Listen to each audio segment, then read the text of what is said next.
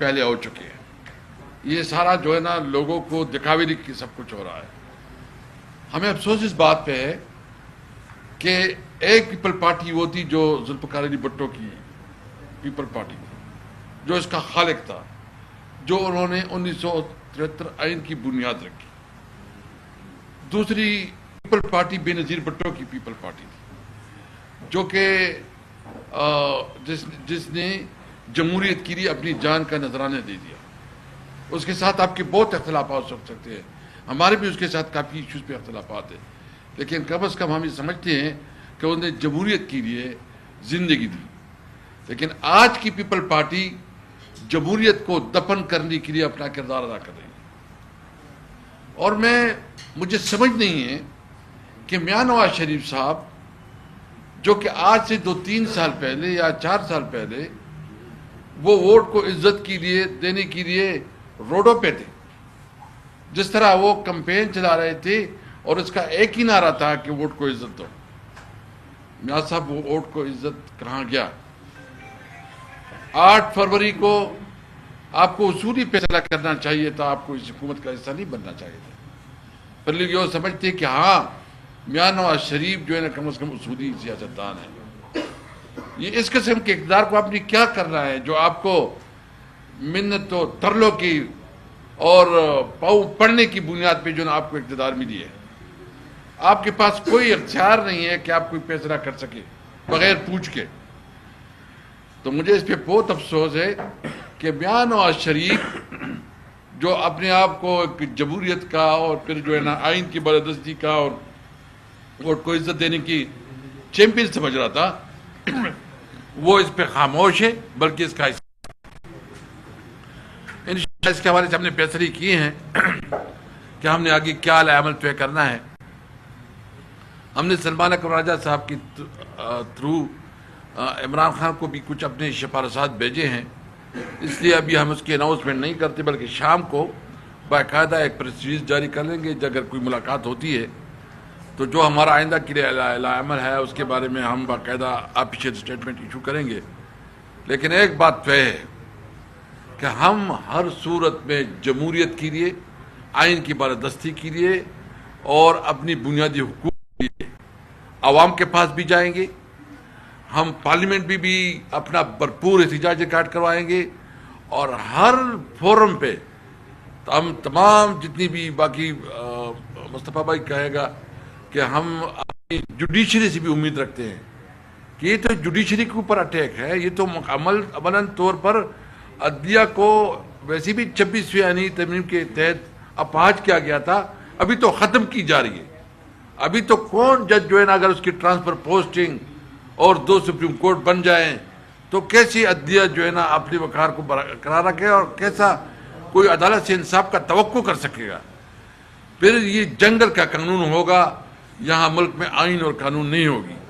ہم اپنے عوام کو یقین دہانی کرنا چاہتے ہیں کہ ہم آپ کے ساتھ ہیں، آپ کے حقوق کے لیے. جو ہمارا الائنس ہے تحریک تحفظ آئین پاکستان اور پاکستان تحریک انصاف، انشاءاللہ بھرپور طریقے سے اپنی آواز عوام کے لیے اٹھائے گی اور کسی طور پر اپنے لوگوں کو مایوس نہیں کریں گے. انشاءاللہ صحیح معنوں میں جمہوریت اور قانون کی بالادستی کے لیے اپنی جدوجہد کو آگے بڑھائیں گے. مصطفیٰ صاحب. بسم اللہ الرحمن الرحیم.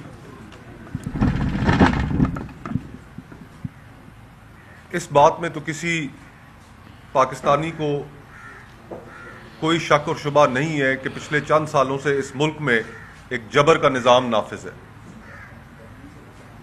اس جبر کے نظام میں آئین کے اندر دیے گئے انسانی حقوق، عدلیہ کی آزادی، میڈیا کی آزادی، یہ تمام چیزیں جو پاکستانی شہریوں کے لیے آئین نے گارنٹی کی تھیں، ان سب کو تاراج کر دیا گیا. اور 27ویں آئینی ترمیم جو اب لے کے آنے کی بات کی جا رہی ہے اور اس کے خد و خال بلاول صاحب کی ٹویٹ کے ذریعے ہمیں پتہ چلے ہیں، یہ وہ باتیں ہیں کہ خدا نخواستہ اس ملک کی بنیادوں کو ہلا دیں گے. اگر آپ نے کانسٹیٹیوشنل کورٹ کا قیام کرنا ہے تو پھر کانسٹیٹیوشنل بینچ بنانے کی کیا ضرورت تھی؟ آپ نے جس وقت 26ویں آئینی ترمیم کے تحت کانسٹیٹیوشنل بینچز بنائے تو ساری قوم کے سامنے آپ نے یہ مقدمہ رکھا کہ پاکستان میں انصاف کی فراہمی اس سے بہتر ہو جائے گی. تو اگر انصاف کی فراہمی بہتر نہیں ہو سکی، پاکستان کے لوگوں کو بر وقت انصاف نہیں مل سکا، تو آج آپ مکمل طور پر اس عدلیہ کو تائب کرنے کے لیے ایک نئی کانسٹیٹیوشنل کورٹ بنا رہے ہیں جس کی ریٹائرمنٹ کی ایج سننے میں آ رہا ہے کہ 70 سال رکھی جا رہی ہے.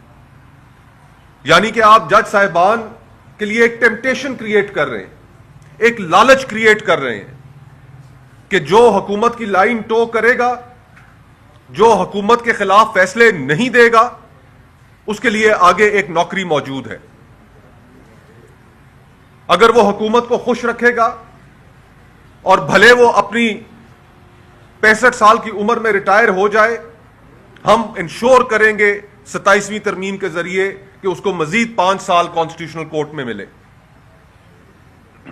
یہ عدلیہ کے ساتھ آپ کیا کھلواڑ کر رہے ہیں؟ پھر کہ ٹرانسفر اینڈ پوسٹنگز ججز کی اس طرح ہوں گی جس طرح ملک کے اندر بیوروکریسی کی اکھاڑ پچھاڑ ہوتی ہے، جس طرح ڈی سیوں کی، اے سیوں کی، سرکاری افسروں کی اکھاڑ پچھاڑ ہوتی ہے. کون سے ملک کی عدلیہ میں اس چیز کی اجازت ہے کہ اگر آج آپ کو اسلام آباد ہائی کورٹ یا لاہور ہائی کورٹ کے ججز کے کچھ فیصلے پسند نہیں آئیں گے یا پشاور ہائی کورٹ کے، تو آپ انہیں اٹھا کر کسی کو کوئٹہ پھینکیں گے، کسی کو گوادر پھینکیں گے، اور جن کے فیصلے وہاں پر آپ کو پسند نہیں آئیں گے آپ ان کو اٹھا کر کسی اور جگہ ٹرانسفر کر دیں گے. اس کے بعد کون سا جج عوام کو انصاف دے گا، ان کے حقوق کے تحفظ کے لیے کھڑا ہوگا؟ پھر آپ نے یہ بھی نوید سنا دی کہ اس ملک کے اندر انگریزوں کا چھوڑا ہوا ایک کلونیل لیگیسی، ایگزیکٹو میجسٹریسی کا نظام کہ جس کے تحت حکومت کو عدالتی اختیارات حاصل تھے، حکومتی افسران کو، کہ آپ اس کو بحال کریں گے. آئین کی شیک 175(3) اور ہمارے آئین کی جو بنیاد ہے وہ trichotomy of powers, separation of powers کے اوپر ہے کہ کوئی ادارہ کسی دوسرے ادارے کے اختیار نہیں استعمال کرے گا. اور آپ پھر سے وہی انگریزوں کا کالا قانون واپس لے کر آنا چاہتے ہیں.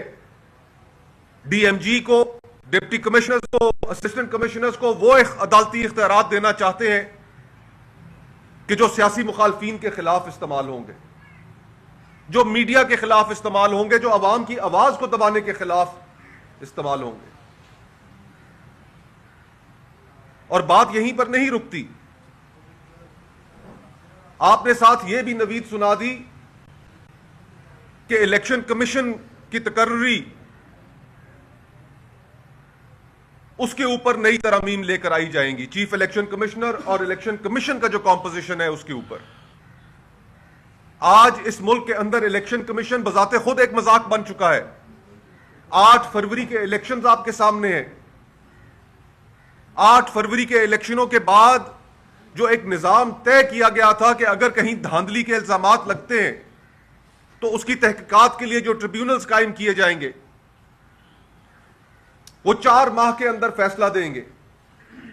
آپ نے اس کو بھی سیبوٹاج کیا اور اب ایک ایسا الیکشن کمیشن لے کر آنا چاہتے ہیں کہ جو الیکشن کی صرف ایک ایکسرسائز کرے گا اور گھر بیٹھے حکومتی لوگ پری اپرووڈ لسٹس ان کے پاس ہوں گی اس الیکشن کمیشن کے پاس کہ جن کو صرف وہ نوٹیفائی کرے گا کہ یہ اب پارلیمان کے ممبر ہے. آپ کرنے کیا جا رہے ہیں اس ملک کے ساتھ؟ پھر آپ نے یہ بھی نوید سنا دی کہ 18ویں ترمیم کے تحت جو اختیارات مرکز سے صوبوں کو ڈیوالو کیے گئے ان کے اوپر بھی کئی محکمے واپس وفاق لے گا. میں اس کابینہ کی میٹنگ میں شامل تھا کہ جس میں 18ویں ترمیم کی منظوری دی گئی، اور یقین مانیے کہ اس کابینہ کی میٹنگ کے اندر میں نے کئی سیاسی کارکنان کو جو کابینہ حصہ تھے، جنہوں نے اپنی ساری زندگی صوبائی حقوق کے لیے، سائل اور وسائل کے لیے بات کی، اس کی خاطر لڑے، ان کو روتے ہوئے دیکھا، ان کی آنکھوں میں آنسو تھے، اور انہوں نے کہا کہ جس چیز کے لیے ہم پچھلی 7 دہائیوں سے جدوجہد کرتے رہے، جو ہمیں بر وقت اگر دی جاتی تو سانحہ مشرقی پاکستان نہ ہوتا، آج آپ اپنی اسی اچیومنٹ کو انڈو کرنے چلے ہیں۔ ہم نے تاریخ سے کوئی سبق نہیں سیکھا کہ جب آپ نے پاکستان کے ایک حصے کو اس کے مینڈیٹ سے محروم کیا 1971 میں، آپ نے ان کو ان کا جائز حصہ دینے سے محروم کیا، تو اس کے کیا نتائج نکلے؟ اور آج آپ پھر سے وہی گفتگو کر رہے ہیں کہ آپ پاکستان کے فیڈریٹنگ یونٹس کہ جن میں پہلے ہی وفاق کے بارے میں شکوک و شبہات پائے جاتے ہیں، شک کی نگاہ سے دیکھا جاتا ہے، آپ ان کا حصہ کم کرنے چلے ہیں۔ ہم آپ کی بات میں وزن تو تب محسوس کرتے کہ اگر وفاقی حکومت اپنے خرچے کم کرتی، اگر صدر ہاؤس کا خرچہ بڑھ جاتا ہے، اگر وزیر اعظم ہاؤس کا خرچہ بڑھ جاتا ہے، اگر وزراء کی تنخواہیں بڑھ جاتی ہیں، اگر اسپیکر نیشنل اسمبلی اور چیئرمین سینٹ کی تنخواہیں بڑھ جاتی ہیں، آپ نے جو سفید ہاتھی پال رکھے ہیں، آپ کی جو شاہ خرچیاں ہیں، جب آپ وہ خود کم نہیں کرتے تو آپ صوبوں سے ان کا حصہ کیسے چھین سکتے ہیں؟ یہ وفاق کو کمزور کرنے والی باتیں ہیں۔ پھر آپ نے یہ بھی نوید سنا دی کہ آرٹیکل 243 243 کہ جس کے تحت وفاقی حکومت کو کمانڈ اینڈ کنٹرول حاصل ہے آرمڈ فورسز کا، جس کے تحت سروسز چیف کی تقرری ہوتی ہے، کہ اس کے اندر بھی امینڈمنٹ ہونے جا رہی ہے۔ کیا امینڈمنٹ ہونے جا رہی ہے؟ اس ملک کو آپ کیا بنانا چاہتے ہیں؟ ہماری 76 سالہ تاریخ میں اس ملک میں اسٹیبلشمنٹ کا سیاست کے اوپر جو اثر رہا، آج کے دور میں بھی جو اثر ہے، اس کو سامنے رکھتے ہوئے اگر آپ 243 میں ترمیم کریں گے تو آپ ملک کی بنیادیں اور ملک کا جو سٹرکچر ہے اس کو ایک دفعہ پھر سے تبدیل کر دیں گے، اور اس طرح سے تبدیل کریں گے۔ اب جو باتیں ہماری سننے میں آ رہی ہیں، یہ ظاہری بات ہے جب اس کا ڈرافٹ سامنے آئے گا تو پتہ چلے گا، لیکن جو اسپیکولیٹو گفتگو ہو رہی ہے اس میں یہ کہا جا رہا ہے کہ کمانڈر ان چیف کا ایک نیا عہدہ کریٹ کیا جائے گا، joint chief of army staff کا عہدہ ختم کر دیا جائے گا، اور سپریم کمانڈ جو پاکستان کے آئین کے تحت اس وقت صدر پاکستان کو حاصل ہے، اس کے ساتھ بھی چھیڑ چھاڑ کی جائے گی۔ تو پھر یہ آپ ملک کس کے حوالے کر رہے ہیں؟ کہاں گئی وہ سویلین سپریمیسی کی باتیں؟ کہاں گئی آئین اور قانون کی سپریمیسی کی باتیں؟ ہم سمجھتے ہیں کہ اگر آئین کے آرٹیکل 243 کے اندر ترمیم کی جائے گی تو وہ سویلین سپریمیسی کے اوپر ایک کاری ضرب ہوگی۔ ابھی تک تو ہم ہائیبریڈ اور ہائیبریڈ پلس کا نظام دیکھ رہے ہیں، لیکن یہ ایک کو ہوگا کہ جس کے تحت آئین کو ماتحت بنا دیا جائے گا، اسٹیبلشمنٹ کے سویلین اداروں کو ماتحت بنا دیا جائے گا اسٹیبلشمنٹ کے۔ ہم نے 26ویں ترمیم کے اثرات دیکھے، یہ 27ویں ترمیم کے خدا نخواستہ وہ اثرات ہوں گے کہ جو اس ملک کی نہ صرف بنیادیں ہلائیں گے بلکہ عوام اس سوشل کانٹریکٹ کو، اس معاہدے کو ماننے سے ہی انکار کر دیں گے۔ اور ہم بطور اپوزیشن اس طرح کی 27ویں ترمیم جو ملک کے ساتھ کھیلے گی، کھلواڑ کرے گی، ہم کسی بھی صورت اس کو پاس نہیں ہونے دیں گے۔ ہم ہر حد تک جائیں گے۔ اس میں وکلاء کمیونٹی ہو، سول سوسائٹی ہو، میڈیا آرگنائزیشنز ہوں، ان سب سے رابطہ کریں گے اور ہم یہ بھی توقع کرتے ہیں